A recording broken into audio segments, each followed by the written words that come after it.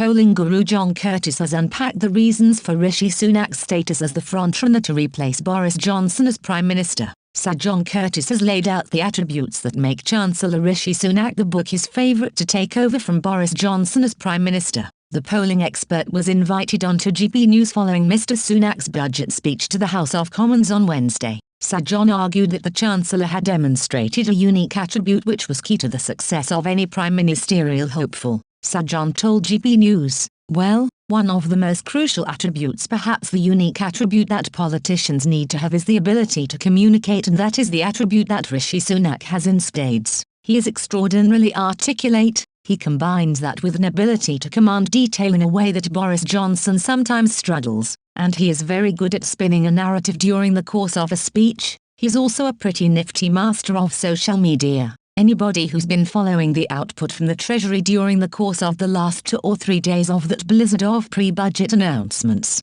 but it often is accompanied by rather dishy photographs of the Chancellor with his sleeves up and meant to be working. Again, very clearly demonstrated an ability how to communicate, so that's a strength," continued the polling expert. But he emerged from the moment when back in the 2019 election when he stood in one of the leaders' debates. He has clearly been from that point on someone who has been very effective. I think that's frankly the reason why in the opinion polls he is well ahead of all of his colleagues when you ask the public as to who they could imagine as far as Johnson's successor. It is because he can command people's attention. It sounds good, it sounds persuasive, and therefore people think of him as being an effective leader. It comes as BBC political editor Laura Kuenssberg stressed that Mr Sunak better hope the projections are right. After the Chancellor announced a big spending increase, the Chancellor announced the autumn budget in a speech to Parliament this afternoon with a number of high-profile giveaways including a reduction in beer duty. However, Ms Kuenssberg argued that rising inflation meant the economic projections by Treasury came with a risk warning. Ms Kuenssberg told BBC Politics Live, "Rishi Sunak in a funny way, and that budget someone just described to me, it was 'there's something for everyone' budget. You know, there was a bit for business here with some of the announcements I'm sure Simon will talk about.